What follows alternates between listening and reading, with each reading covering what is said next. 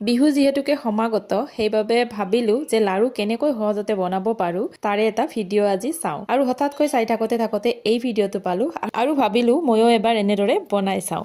প্ৰথমতে মই চেনিখিনি গুড়ি কৰি ললো মিক্সি জাৰ এটাত। যিহেতুকে লাৰু বনোৱা এইটো সহজ পদ্ধতি দেখা পালো সেইবাবে আপোনালোককো দেখুৱাও বুলি ভিডিঅ'টো বনালো। প্ৰথমতে মই এটা কেৰাহী জুইত উঠাই দিলো আৰু কেৰাহীটো অকমান গৰম হোৱাৰ লগে লগে মই ইয়াত 2 চামুচ ঘি দি দিলো আৰু ধ্যান ৰাখিব লাগিব যাতে কেৰাহীটো বেছিকৈ গৰম নহয় আৰু 2 চামুচ ঘি দিয়াৰ পিছত মই ইয়াত 2 বাটি চুজি দি দিলো।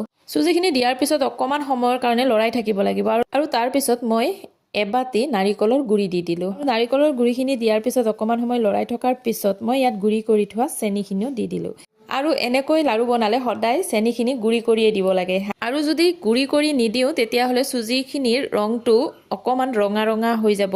সেইবাবে সদায় চেনিখিনি গুড়ি কৰি দিব লাগিব আৰু তাৰ পিছত মই ইয়াত আধা কাপ গাখীৰ ললো আৰু অকমানকৈ চুজিখিনি দি গলো আৰু হেতাৰে লৰাই থাকিলো। আৰু এটা কথা ধ্যান ৰাখিব লাগিব যাতে এটা ঠাইতে বেছিকৈ গাখীৰ পৰি নাযায়।